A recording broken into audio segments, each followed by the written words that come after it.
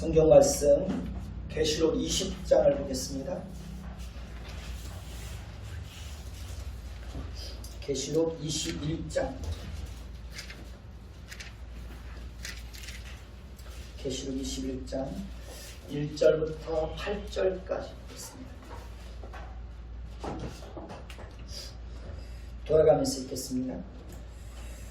또 내가 새 하늘과 새 땅을 보니 처음 하늘과 처음 땅이 없어졌고 바다도 다시 있지 않더라. 또 내가 보매 거룩한 새 예루살렘이 하나님께로부터 하늘에서 내려오니 그 준비한 것이 신부가 남편을 위하여 단장한 것 같더라. 내가 들으니 보좌에서 큰 음성이 나서 이르되 보라 하나님의 장막이 사람들과 함께 있으며 하나님이 그들과 함께 계시니 그들은 하나님의 백성이 되고 하나님은 친히 그들과 함께 계셔서 모든 눈물을 그 눈에서 닦아주시니 다시는 사망이 없고 애통하는 것이나 곡하는 것이나 아픈 것이 다시 있지 아니하리니 처음 것들이 다 지나갔음이로라. 보좌에 앉으시니가 이르시되 보라 내가 만물을 새롭게 하노라 하시고 또 이르시되 이 말은 신실하고 참되니 기록하라 하시고 또 내게 말씀하시되 이루었도다. 나는 알파와 오메가요 처음과 마지막이라. 내가 생명수 샘물을 목마른 자에게 값없이 주리니 이기는 자는 이것들을 상속으로 받으리라. 나는 그의 하나님이 되고 그는 내 아들이 되리라. 그러나 두려워하는 자들과 믿지 아니하는 자들과 흉악한 자들과 살인자들과 음행하는 자들과 점순덕을 우상 숭배자들과 거짓말하는 모든 자들은 불과 유황으로 타는 곳에 던져지리니 이것이 둘째 사망이라. 아멘. 오늘 우리가 살펴보게 될 그 내용도 해석에 많은 어려움이 있습니다. 그리고 또 오해하고 있는 부분들도 있는 것이 사실입니다. 오늘 말씀 1절을 보면 요한은 환상 중에 새 하늘과 새 땅을 보았는데 처음 하늘과 처음 땅이 없어졌고 또 바다도 다시 있지 않더라 라고 말하고 있습니다. 계시록 13장에 보면 사단에게 속하여 사단을 추종하고 하나님과 교회를 대적하고 하나님의 백성들을 핍박하는 세상의 모든 악한 세력들이 바다와 땅에서 나오는 것을 볼 수 있습니다. 에베소서 2장 2절을 보면 지금의 불순종의 아들들 가운데 역사하는 악한 영을 공중의 권세 잡은 자라고 그렇게 말을 하고 있습니다. 1절에서 그러니까 처음 하늘과 처음 땅이 없어지고 바다도 다시 있지 않게 되었다라고 하는 것은 하나님께서 우리를 위해서 예비해 놓으신 새하늘과 땅에는 이러한 모든 죄와 악의 군원들이 완전히 사라지게 될 것이라는 것을 상징적으로 보여주는 그런 말씀입니다. 그러니까 1절을 다시 보면 처음 하늘과 처음 땅이 없어지고 바다도 다시 있지 않더라고 말씀하고 있는데 이 말씀을 문자적으로 해석해서 옛 하늘과 옛 땅이 완전히 소멸되고 그것과는 완전히 다른 새로운 우주가 창조될 것이라고 그렇게 주장하시는 분들도 있습니다. 이것을 완전 소멸론이라고 그렇게 부릅니다. 그러나 또 갱신론을 지지하는 사람들은 새하늘과 새 땅은 지금의 우주와 전혀 다른 것이 아니라 그러니까 현재의 우주가 완전히 탈바꿈하여 새롭게 변화되고 회복된 상태를 말하는 것이라고 그렇게 주장을 합니다. 현대신학에서는 성경학자들이 완전 소멸설에서 돌아서서 갱신론을 지지하고 있는 것이 사실입니다. 3절을 보면 내가 들으니 보좌에서 큰 음성이 나서 이르되 보라 하나님의 장막이 사람들과 함께 있음에 하나님이 그들과 함께 계시리니 그들은 하나님의 백성이 되고 하나님은 친히 그들과 함께 계셔서 라고 말씀하고 있습니다. 이 말씀에 보면 하나님께서 함께 계신다는 말이 이렇게 3번이나 반복해서 나오고 있습니다. 그러니까 새하늘과 새 땅에서는 하나님이 우리 하나님이 되고 우리는 하나님의 백성이 되어서 영원히 하나님과 함께 지내는 것입니다. 그것이 하나님 백성들에게는 가장 큰 복이고 영광이고 자랑인 것입니다. 4절을 보십시다. 4절을 보면 하나님이 친히 그들과 함께 계셔서 모든 눈물을 그 눈에서 닦아주시니 다시는 뭐가 없습니까? 사망이 없고 또 애통하는 것이나 곡하는 것이나 아픈 것이 다시 있지 아니하리니 처음 것들이 다 지나갔음이로라 라고 말씀하고 있습니다. 그러니까 아담 이후에 태어난 모든 인간은 아담의 범죄로 인하여 죄와 비참함 속에 빠지게 되었습니다. 이 땅에서 일어나는 모든 눈물과 탄식과 기근과 전쟁과 죽음과 애통과 각종 사고와 재난은 다 죄의 결과로 나타나는 것입니다. 우리는 우리 마음속에 있는 죄로 인하여 누군가를 끊임없이 미워합니다.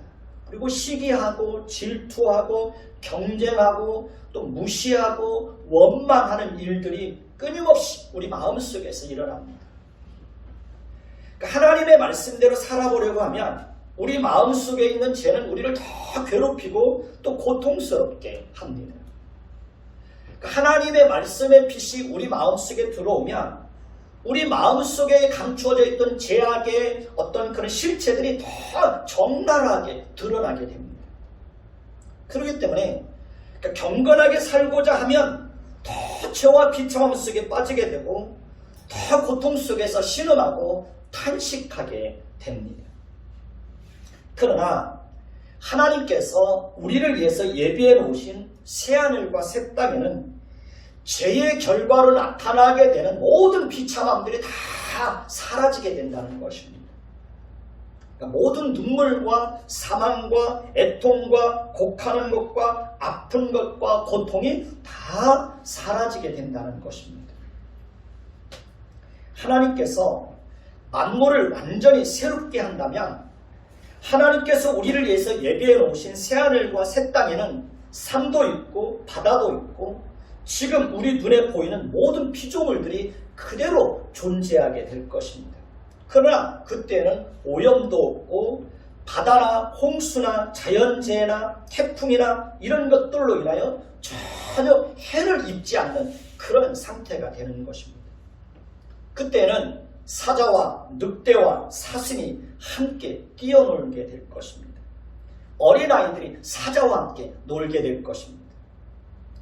동물의 왕국을 보면 강한 자가 약한 자를 잡아서 물어뜯고 삼키고 죽이고 죽는 일들이 동물의 왕국 속에 보면 끊임없이 일어납니다. 그러니까 동물의 세계 속에서도 비참한 일들이 끊임없이 일어나요. 동물들끼리도 서로 끊임없이 싸웁니다. 땅에서는 끊임없이 잡초가 자랍니다. 그러나 하나님께서 완전히 새롭게 회복하고 변화시킬 때 새하늘과 새 땅에서는 죄의 결과로 나타나게 되는 이런 모든 원인들이 다 사라지게 된다는 것입니다. 지금은 사나운 짐승들이 사람을 공격하고 사람에게 해를 입히고 심지어 사람을 죽이는 일들까지 발생합니다. 그리고 사람도 짐승들을 공격해서 해를 입히고 짐승들을 죽이는 일들이 일어납니다. 사람이 자연을 파괴하고 피조물들에게 끊임없이 해를 입히고 있습니다. 이 모든 것은 다 죄의 결과로 나타나는 것입니다. 그러나 새하늘과 새 땅에서는 이 모든 불행과 비참함과 고통과 두려움과 해를 입히는 것들이 다 사라지게 된다는 것입니다. 우리가 누군가를 미워하고 시기하고 질투하고 이렇게 산다는 것이 얼마나 비참하고 고통스러운 일입니까? 서로 비교하고 비교당하고 열등감과 우월감에 사로잡히고 그래서 좌절하고 교만하고 남을 무시하고 또 짓밟고 이런 삶은 그 자체가 비참한 것입니다. 그러니까 이 땅에서는 자존심이 상하고 자존심이 짓밟히는 일들이 끊임없이 일어납니다. 이 땅에서는 억울한 일들을 당하는 일들이 얼마나 많습니까? 배신당하는 일들이 얼마나 자주 일어납니까? 폭력이 난무하고 학대를 당하는 일들이 늘 있습니다. 속이고 속는 일들이 얼마나 많습니까? 원수 맺고 등 돌리고 그렇게 사는 일들이 얼마나 많습니까? 무시하고 무시당하고 멸시하고 멸시당하고 조롱당하고 비웃음거리가 되는 일들이 얼마나 많습니까? 상처 주고 상처받는 일들이 끊임없이 일어납니다. 우리가 살다 보면 매일매일의 삶 속에서 속상한 일들이 얼마나 많습니까? 사람들과의 관계 속에서도 다툼과 갈등이 끊임없이 일어납니다. 불순종하고 거역하고 거스리는 일들이 얼마나 많습니까? 이 모든 것들은 다 죄의 결과들로 나타나는 열매들인 것입니다. 다 그 밑에는 죄의 뿌리가 있는 것입니다. 그러나 새하늘과 새 땅에서는 이 모든 것들이 다 사라지게 된다는 것입니다. 그러니 얼마나 행복하고 감사하고 평화로운 것입니다. 저는 솔직히 죄가 전혀 없는 그곳에 빨리 가고 싶습니다. 하나님과 영원히 함께할 수 있는 곳, 그것이 정말 빨리 왔으면 좋겠어요. 그것이 저의 솔직한 마음입니다. 죄의 몸에서 완전히 벗어나서 영화로운 몸을 입고 부활하여 빨리 주님을 만나고 싶은 마음이 정말 간절합니다. 이 세상이 빨리 지나갔으면 좋겠습니다. 죄로 가득한 이 세상이 빨리 지나갔으면 좋겠어요. 4절 후반부에 보면 처음 것들이 다 지나갔음이라고 말하고 있습니다. 마지막 때가 되면 죄의 결과로 나타나게 되는 모든 죄와 비참함들이 다 떠나가게 된다는 것입니다. 모든 고통의 문제들이 다 지나가게 된다는 것입니다. 5절을 보십시오. 보좌에 앉으시니가 이르시되 보라 내가 만물을 어떻게 한다고요? 새롭게 하노라 하시고 또 이르시되 이 말은 신실하고 참되니 기록하라고 하시는 것을 봅니다. 그러니까 하나님께서 마지막 때가 되면 모든 만물을 새롭게 하실 것이라고 말씀을 하고 있습니다. 하나님은 신실하시고 참되신 분이시기 때문에 하나님께서 말씀하시고 약속하신 모든 것을 반드시 이루어 주실 것입니다. 하나님께서 구원받은 백성들을 위해서 새하늘과 새 땅을 예비하시고 장차 그것을 우리에게 유업으로 주시겠다고 약속하신 그 약속도 하나님께서 반드시 이루어 주실 것입니다. 6절을 보면 또 내게 말씀하시되 이루었도다. 나는 알파와 오메가요 처음과 마지막이라. 내가 생수의 샘물을 목마른 자에게 값없이 주실 것이니 라고 말씀하고 있습니다.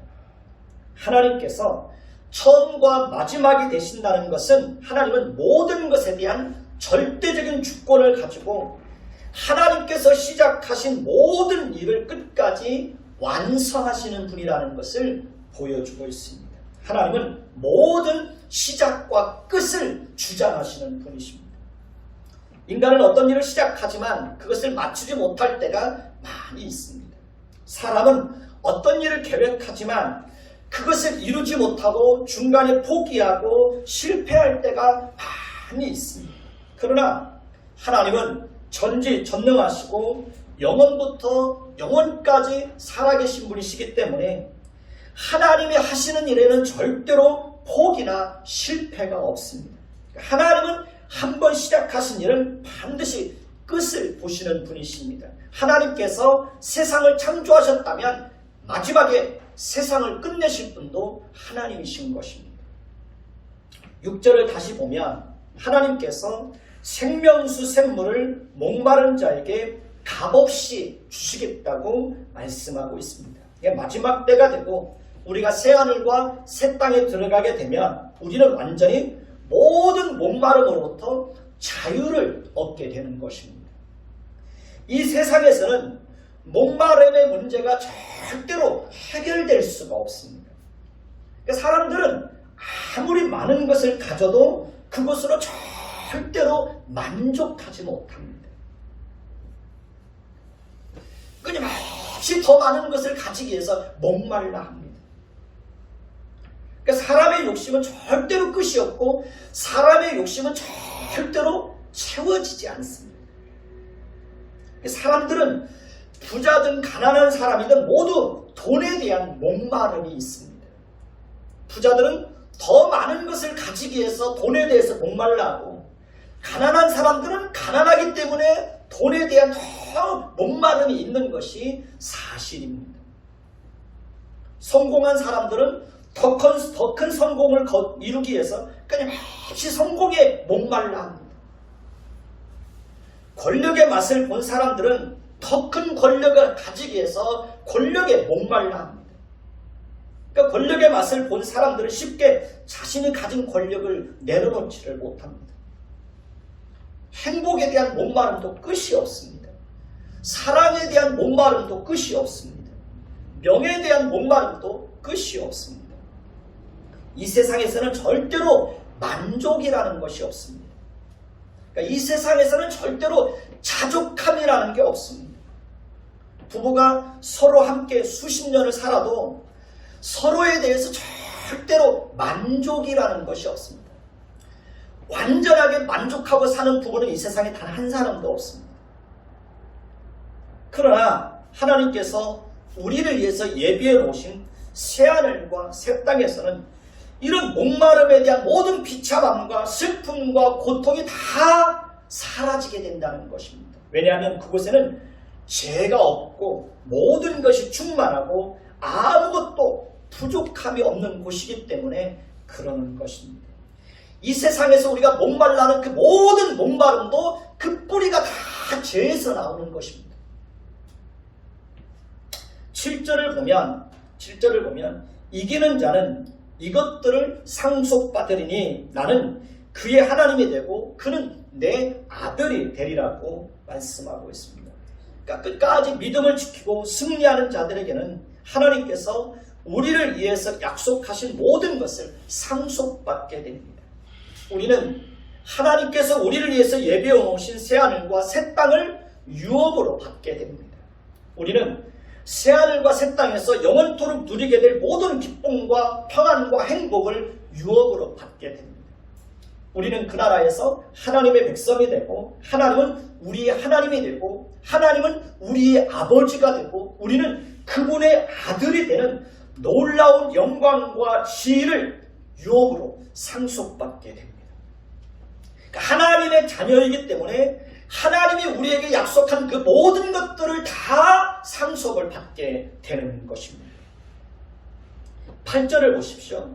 8절을 보면 그러나 두려워하는 자들과 믿지 아니하는 자들과 흉악한 자들과 살인자들과 음행하는 자들과 점술가들과 우상숭배자들과 거짓말하는 모든 자들은 어디에 던져집니까? 불과 유황으로 타는 못에 던져지리니 이것이 둘째 사망이다 라고 말하고 있습니다. 이들은 모두 하나님으로부터 선택받지 못한 사람들입니다. 하나님은 그들에게는 끝까지 돌이킬 수 있는 그런 은혜를 주시지 않습니다. 그러니까 하나님께서 그들에게 돌이킬 수 있는 기회를 주시지 않기 때문에 그들은 각종 더럽고 추한 죄에 빠져서 살다가 결국은 사망에 이르게 되고 하나님의 심판을 받고 불과 유황으로 타는 못에 던져지게 되는 것입니다. 그들은 그곳에서 영원히 죄와 비참함 속에서 고통 가운데 살게 되는 것입니다. 9절을 보십시오. 9절을 보면 7 대접을 가지고 마지막 7 재앙을 담은 7 천사 중 하나가 나와서 요한에게 이르되 요한에게 이리로 오라 하시고 신부 곧 어린 양의 아내를 요한에게 보이겠다고 말하는 것을 봅니다. 여기서 신부 곧 어린 양의 아내는 하나님의 백성들의 공동체인 교회를 상징하는 것입니다. 10절에서 11절을 보면 성령으로 나를 데리고 높은 산으로 올라가 하나님께로부터 하늘에서 내려오는 거룩한 성 예루살렘을 보이니 하나님의 영광이 있어 그 성의 빛이 지극히 귀한 보석 같고 벽옥과 수정같이 맑더라고 하는 것을 봅니다. 9절에서는 어린 양의 아내를 보이겠다고 말씀하시고 10절에서는 그것이 곧 거룩한 성 무엇이라고 말하고 있습니까? 예루살렘이라고 말하고 있습니다. 그러니까 새하늘과 새 땅이 하나님의 백성들이 장차 거주할 장소라면 거룩한 성 예루살렘은 그 새하늘과 새 땅에서 거주하게 될 누구를 말하는 겁니까? 하나님의 백성들을 말하는 것입니다. 자, 2절을 보면 또 내가 보매 거룩한 성 새 예루살렘이 하나님께로부터 하늘에서 내려오니 그 준비한 것이 신부가 남편을 위하여 단장한 것 같더라고 말하고 있습니다. 그러니까 신부가 남편을 위하여 단장하는 것은 지극히 당연한 것입니다. 우리도 하나님께서 우리를 위해서 예비해 놓으신 새하늘과 새 땅에 들어가기 위해서는 우리의 신랑 되신 예수님을 위해서 우리 자신을 아름답게 단장하는 일을 게을리하면 될까요? 안 될까요? 그러면 안 되는 것입니다. 우리는 이 땅에서도 하나님의 통치를 성실하게 받아서 하나님의 말씀을 따라서 성실하게 살아가는 그런 훈련을 끊임없이 감당해야 됩니다. 우리는 이 땅에서도 하나님의 거룩한 성품을 따라서 죄를 멀리하고 죄를 미워하고 거룩한 삶을 사는 것을 끊임없이 연습해야 됩니다. 우리는 이 땅에서도 나를 희생해서 다른 사람의 유익을 위하는 삶을 성실하게 살아가야 됩니다. 우리는 이 땅에서도 사랑을 연습해야 됩니다. 고린도전서 13장에 보면 사랑은 오래 참는 것이라고 했습니다. 사랑은 온유하며 시기하지 아니하며 사랑은 자랑하지 아니한다고 했습니다. 사랑은 교만하지 아니한다고 했습니다. 사랑은 무례히 행치 않는다고 했습니다. 사랑은 자기의 유익을 구하지 않는다고 했습니다. 사랑은 성내지 않는 것이라고 했습니다. 사랑은 악한 것을 생각하지 않는다고 했습니다. 사랑은 불의를 기뻐하지 않는다고 했습니다. 사랑은 진리와 함께 기뻐하고 모든 것을 참으며 모든 것을 믿으며 모든 것을 바라며 모든 것을 견디느니라고 말하고 있습니다.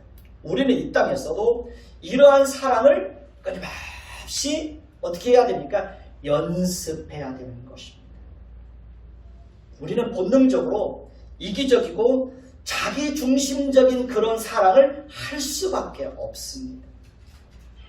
그러니까 그럼에도 불구하고 우리는 끊임없이 이기적이고 자기중심적인 사랑을 내려놓고 희생적인 사랑을 끊임없이 연습해야 되는 것입니다. 만약에 가정 속에서도 어떤 이기적이고 자기중심적인 어떤 그런 것들을 다 내려놓고 가족을 위해서 희생하고 가족을 섬기고 그런 가정을 이룬다면 그런 가정이 바로 천국이 되는 거죠. 우리는 하나님의 성품을 따라서 긍휼을 베푸는 것을 끊임없이 연습해야 됩니다. 우리는 하나님의 성품을 따라서 오래 참는 것을 연습해야 됩니다. 우리는 하나님의 성품을 따라서 신실하게 살아가는 것을 연습해야 됩니다. 우리는 하나님의 성품을 따라서 섬기는 연습을 해야 됩니다. 끊임없이 낮은 자리에 내려가서 누군가를 섬기는 거예요. 우리는 하나님의 성품을 따라서 거짓이 없고 진실하게 사는 것을 끊임없이 연습해야 됩니다. 우리는 이 모든 것을 적극적이고 능동적으로 해야 되는 것입니다. 물론 우리는 하나님께서 우리에게 계속해서 하나님의 성품을 선물로 주실 때 하나님의 성품을 닮아가는 연습을 할 수 있는 것입니다. 그러니까 하나님의 성품은 본질적으로 그러니까 우리 스스로의 힘으로 만들어낼 수 있는 것이 절대 아닙니다. 그러니까 우리 스스로의 힘으로 만들어낼 수 있는 것은 죄악된 성품밖에 없습니다. 하나님께서 우리에게 은혜를 주시고 하나님께서 우리에게 하나님의 성품을 주실 때 우리는 이 땅에서 그 하나님의 성품을 연습할 수 있는 거예요. 그러니까 우리는 하나님 앞에 기도해야죠. 하나님의 성품이 내 안에 있어서 우리의 삶 속에서 그 하나님의 성품을 닮아가는 연습을 끊임없이 감당할 수 있는 그런 은혜를 달라고 우리는 하나님 앞에 끊임없이 기도해야 되는 것입니다. 하나님으로부터 선택받지 못한 사람들은 하나님의 성품을 전혀 만들어낼 수가 없습니다. 물론 하나님과 상관없이 착하고 선하게 살 수 있습니다. 그러나 그것은 하나님께서 하나님의 백성들에게 선물로 주어서 하나님의 성품을 나타내는 것과는 전혀 다른 것입니다. 하나님을 모르는 사람들은 인간의 마음속에 있는 그 부패한 본성을 따라서 끊임없이 죄의 성품을 드러내는 거예요. 누군가에게 끊임없이 상처 주고 아픔을 주고 고통을 주고 실망하게 하고 그렇게 사는 거예요. 그러니까 그 삶 자체가 불행한 거죠. 그 삶 자체가 비참한 겁니다. 11절을 보면 하나님의 영광이 있어 그 성의 빛이 지극히 귀한 보석과 수정같이 맑더라고 말하고 있습니다. 이것은 장차 하나님의 백성들이 새하늘과 새 땅에 들어갔을 때 그때 하나님의 백성들의 영광이 보석처럼 찬란하게 빛이 날 것이라는 것을 상징적으로 보여주고 있습니다. 하나님의 영광이 하나님의 백성들에게 임하고 하나님의 성품이 하나님의 백성들에게 선물로 주어져서 우리가 하나님의 성품을 풍성하게 드러낼 때 우리는 하나님 앞에서 귀한 보석처럼 그런 존재가 된다는 것입니다. 이 세상에서도 우리가 하나님의 성품을 풍성하게 드러내면서 살아갈 때 어디를 가든지 그 사람은 귀한 보석처럼 그렇게 빛이 나게 되는 것입니다. 우리가 성령의 성품인 사랑과 희락과 화평과 자비와 양선과 충성과 온유와 절제와 오래 참음의 열매를 따라서 우리의 삶 속에서 그렇게 성령의 열매를 풍성하게 드러내며 살면 그 사람은 어디를 가든지 누구를 만나든지 무엇을 하든지 보석처럼 그렇게 빛을 발하게 되는 것입니다. 그만큼 귀한 존재가 되는 것입니다. 물론 우리는 이 다음에 예수님께서 재림하실 때 하늘의 신령한 몸을 입고 부활을 하게 됩니다. 그때 우리 육체와 영혼이 하나가 되어서 완전히 영화로운 몸을 입게 됩니다. 그때 우리 몸에서는 완전히 죄가 된 상태가 되기 때문에 전혀 죄를 지을 수 없는 그런 거룩한 몸으로 변화되게 됩니다. 그리고 우리는 하나님의 성품으로 충만한 상태가 됩니다. 그렇기 때문에 11절에서는 교회가 지극히 귀한 보석 같고 벽옥과 수정과 같이 맑더라고 말하고 있는 것입니다. 이 교회의 영광을 드러내는 교회의 영광을 이렇게 묘사하고 있는 것입니다. 12절에서 14절에는 그 거룩한 성 새 예루살렘의 대문들과 기초에 대해서 자세히 기술되어 있습니다. 12절에서 14절을 보면 12라는 숫자가 반복해서 나오는 것을 확인할 수 있습니다. 거룩한 성 예루살렘에는 12문이 있다고 말하고 있습니다. 그리고 그 문들 위에는 12지파의 이름들이 기록되어 있다고 말하고 있습니다. 14절에 보면 그 성의 성곽에는 12기초석이 있고 그 위에는 어린 양의 12사도의 12이름이 있다고 말하고 있습니다. 여기서 12는 하나님에 의해서 선택받은 하나님의 백성들을 상징하는 숫자입니다. 그러니까 이것은 건물의 크기를 말하는 것이 아니라 거룩한 성새 예루살렘인 교회가 어떻게 세워지게 되었는지를 보여주고 있는 것입니다.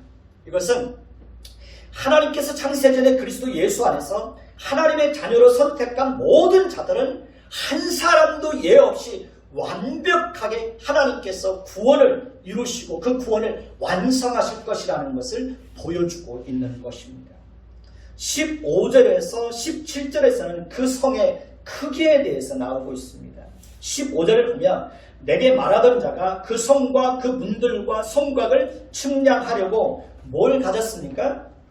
금갈대를 가졌더라고 말하고 있습니다. 여기서 거룩한 성 예루살렘을 측량하는 환상이 등장하는 것은 하나님께서 교회를 완전하게 지키시고 보존하실 것이라는 것을 상징적으로 보여주고 있습니다. 그리고 거룩한 성 예루살렘을 측량할 때 금갈대자를 사용했다는 것은 하나님의 교회가 하나님이 작정하고 목적하신 대로 한치의 오차도 없이 완성되었다는 것을 상징적으로 보여주는 것입니다.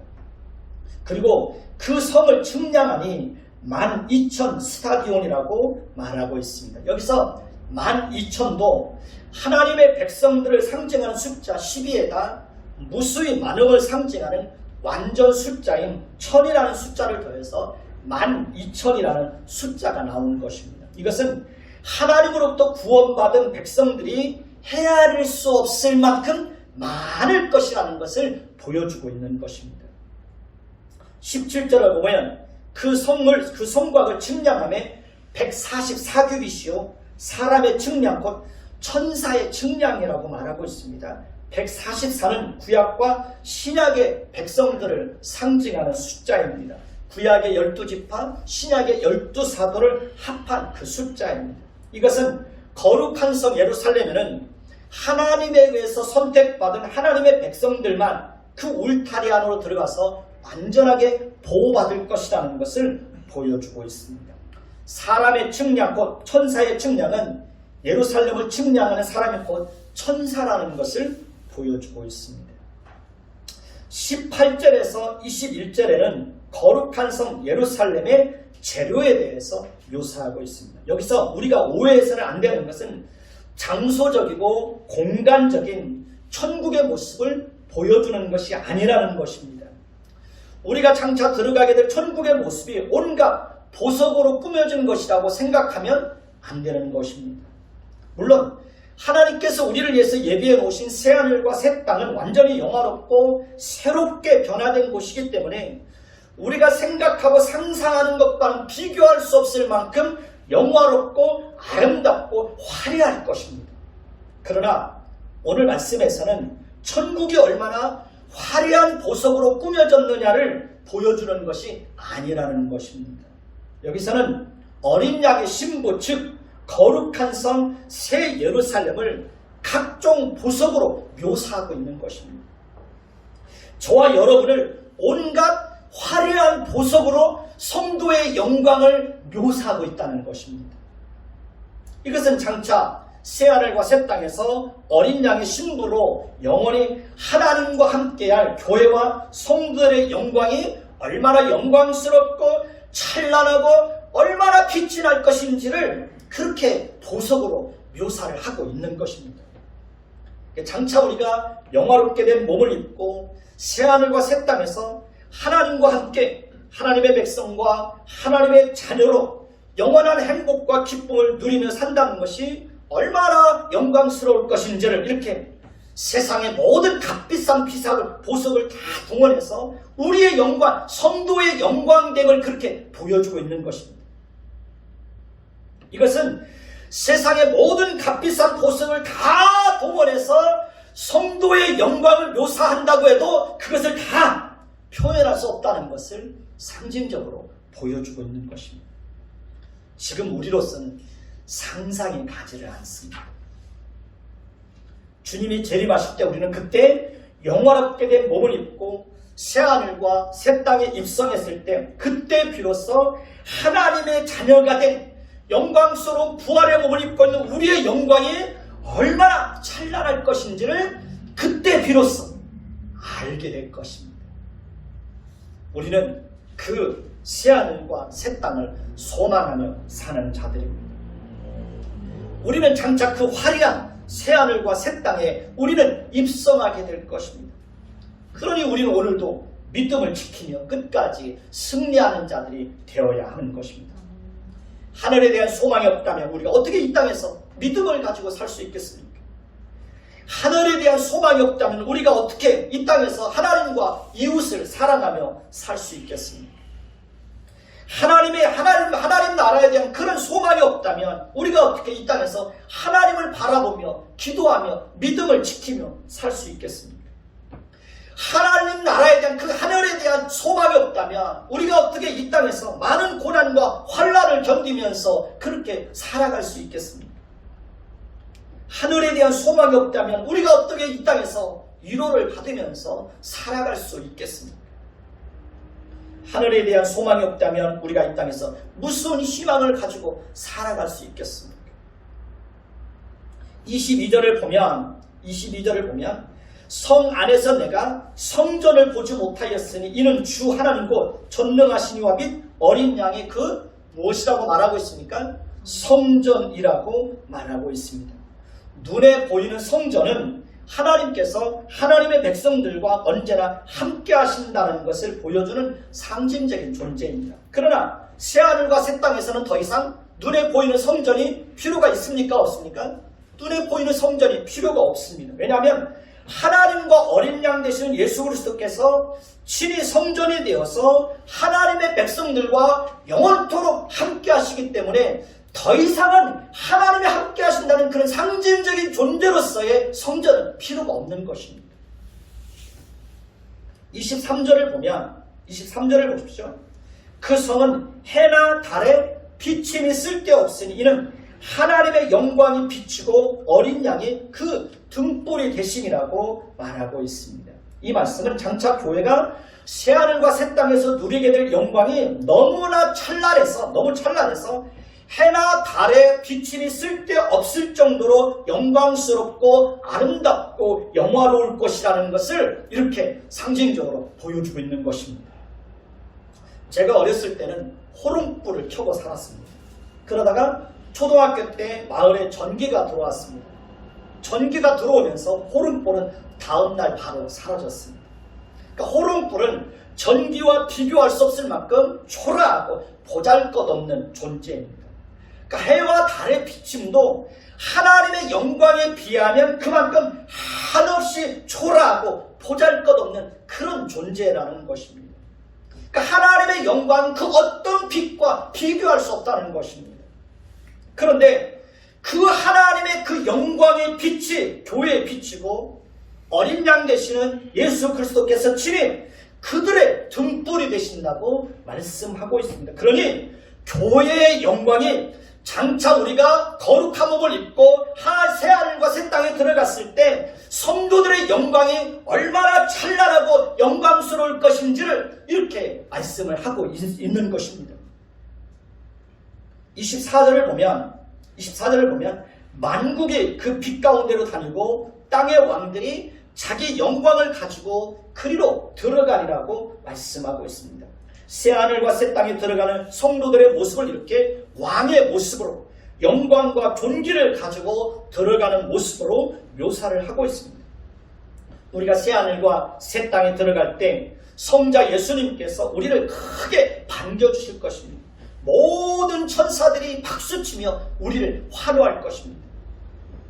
생각만 해도 감격스럽고 행복하고 기쁘지 않습니까? 지혜의 몸에서 완전히 벗어나서 거룩하고 영화로운 몸을 입고 다시는 죄가 없고 죽음이 없고 애통하는 것이나 아픈 것이나 곡하는 것이 없는 하나님과 영원히 함께 살 수 있는 곳, 그 새 하늘과 새 땅에 들어간다는 것을 생각만 해도 가슴이 뛰지 않습니까? 그 하늘나라를 소망하며 이 땅에서 저와 여러분들은 믿음을 지키면서 살아야 되는 것입니다. 25절을 보면 낮의 성문들은 도무지 닿지 아니하리니 거기에는 밤이 없을 것이라고 말하고 있습니다. 그러니까 새하늘과 새 땅에서는 성문들도 도무지 닿지 않고 거기에는 밤도 없다고 하는 것은 그곳은 가장 안전한 곳이 될 것이라는 것을 상징적으로 보여주고 있습니다. 그곳에는 죄가 없는 곳이기 때문에 서로 해하고 다치고 상하는 일들이 다 사라지게 되는 것입니다. 그곳에는 대적들이 없습니다. 서로 공격하는 것도 없습니다. 그곳에는 도둑도 없습니다. 강도도 없습니다. 그곳에는 아무것도 부족한 것이 없기 때문에 도둑질할 이유도 없고 남의 것을 빼앗을 이유도 없는 것입니다. 그곳에는 욕심도 탐심이라는 죄도 다 사라지게 됩니다. 그곳에는 경쟁이라는 것도 없습니다. 그러니 얼마나 평화로운 나라입니까? 우리는 장차 그 나라에 들어가게 되는 것입니다. 그렇기 때문에 우리는 이 땅에서도 그 나라에서 누리게 될 영광을 바라보며 끊임없이 새하늘과 새 땅에서 살아갈 하나님의 백성으로 이 땅에서도 그 삶을 연습해야 되는 거예요. 그래서 끊임없이 욕심도 내려놓는 거예요. 탐심도 내려놓는 겁니다. 제 열매들을 끊임없이 끊어내야 되는 것입니다. 26절을 보시면 사람들이 만국의 영광과 존귀를 가지고 그리로 들어가게 될 것이라고 말하고 있습니다. 그렇습니다. 우리는 하나님께서 우리에게 주신 모든 영광과 존귀를 가지고 새하늘과 새 땅에 당당하게 들어가게 될 것입니다. 하나님께서 우리에게 주신 최고의 영광은 하나님이 우리의 아버지가 되고 우리는 그 하나님의 자녀가 된다는 것입니다. 우리는 장차 새하늘과 새 땅에 들어가서 하나님의 자녀로서 하나님께서 우리를 위해서 예배해 놓으신 모든 영광에 함께 참여하고 하나님께서 우리를 위해서 예배해 놓으신 그 모든 하늘의 영광을 마음껏 누리게 될 것입니다. 우리는 그 나라에서 영원히 하나님을 아버지라 부르며 하나님과 함께 친밀한 교제를 누리며 살게 될 것입니다.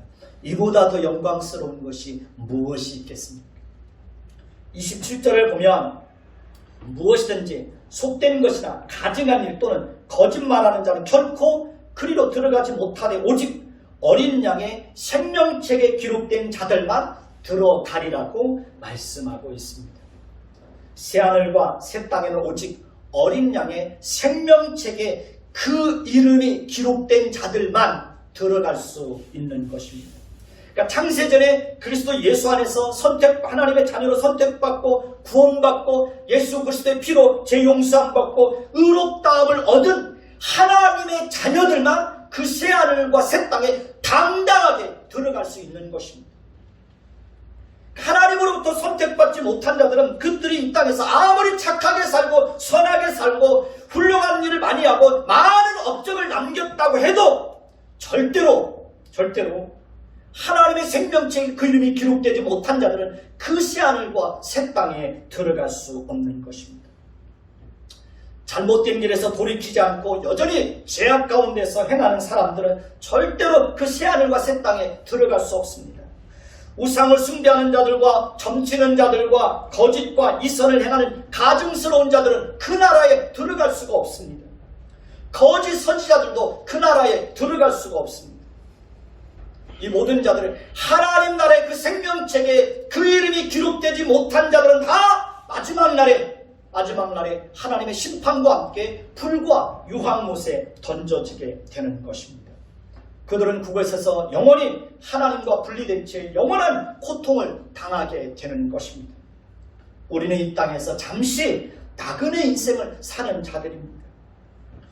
우리의 소망은 이 땅에 있는 것이 아니라 하나님께서 우리를 위해서 예비해 놓으신 새 하늘과 새 땅, 그곳에 우리의 유일한 희망이 있는 것입니다. 우리는 새 하늘과 새 땅에서 영원히 하나님과 함께 살게 될 것입니다. 그러니 끝까지 어떻게 살아야 됩니까? 믿음을 지키면서 살아야 되는 것입니다. 믿음을 지키고 끝까지 그 하나님 나라를 바라보며 오늘의 현실 속에 하나님의 백성으로 살아가는 모든 고난과 고통을 끝까지 잘 견디어내는 것입니다.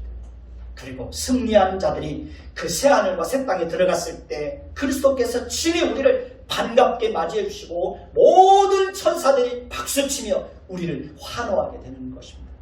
그 영광을 바라볼 수 있는 자들만이 이 땅에서 하나님 나라의 백성으로서의 삶을 성실하게 살아갈 수 있는 힘이 거기에서 나오는 것입니다. 하나님 나라에 대한 소망이 없는 사람이 어떻게 이 땅에서 하나님 백성으로서의 삶을 성실하게 살아갈 수 있겠습니까? 이 땅에 소망을 두고 사는 사는 사람은 이 땅의 것을 추구하며 그렇게 삶을 살아가는 것입니다. 이 땅의 삶, 이 땅에서의 것을 추구하는 그 자체가 잘못되는 것이 아니라 소망을 어디에 두고 있느냐는 것입니다. 우리가 장차 들어가게 될 새하늘과 새 땅에 우리의 소망을 두고 사느냐, 아니면 이 땅에 우리의 소망을 두고 사느냐. 소망을 어디에 두고 사느냐에 따라서 인생이 변하는 것이에요. 삶이 변하는 것입니다. 모든 가치관들이 변하게 되는 것입니다. 하나님께서 창세기서부터 요한계시록까지 우리에게 끊임없이 하나님이 약속하는 것은 뭐냐면 우리를 위해서 새하늘과 새 땅을 예비해 놓으셨다는 것입니다. 그것이 장차 우리에게 이루어질 것이라는 것을 분명하게 계시록을 통해서 우리에게 약속하고 있습니다. 그러니 그 새하늘과 새 땅을 바라보며 그 나라를 소망하며 이 땅에서 육신의 몸을 입고 살아가고 있지만 이 땅에 소망을 두고 사는 것이 아니라 하나님 나라를 소망하며 끝까지 믿음을 지키면서 살아내는 저와 여러분들이 되시기를 예수님의 이름으로 축원해 드리겠습니다. 기도하겠습니다. 하나님, 창세기서부터 요한계시록까지 하나님은 끊임없이 우리에게 하나님 나라를 약속하고 있습니다. 하나님은 그 나라를 우리에게 또 우리를 위해서 또 이루어 주실 것입니다. 완성하실 것입니다. 하나님은 마침내 우리를 그 나라에 들어가도록 우리를 그렇게 이끌어 주실 것입니다. 그리고 하나님께서 우리에게 약속하신 그 새하늘과 새 땅에서 하나님은 우리의 하나님이 되고 우리는 하나님의 백성이 되고 하나님은 우리의 아버지가 되고 우리는 하나님의 자녀가 되어서 하나님께서 우리를 위해서 예비해 놓으신 그 하나님 나라에서 우리는 영원토록 하나님과 함께하며 하나님이 우리를 위해서 예비해 놓으신 그 모든 영광을 마음껏 누리며 함께 참여하게 될 것입니다. 그 하나님 나라를 소망하며 이 땅에서 비록 우리가 육신을 입고 살아가지만 이 땅에서 하나님의 백성으로 살아낼 수 있는 그런 힘과 용기와 믿음을 허락하여 주옵소서.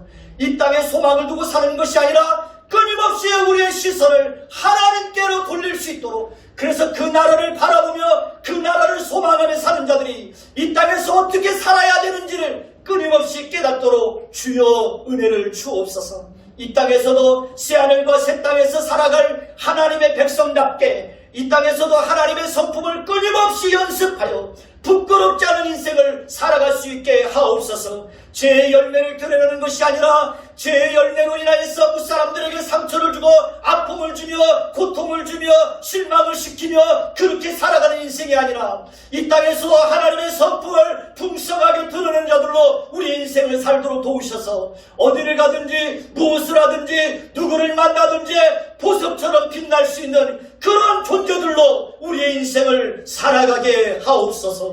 예수 그리스도의 이름으로 감사하며 기도드립니다. 아멘.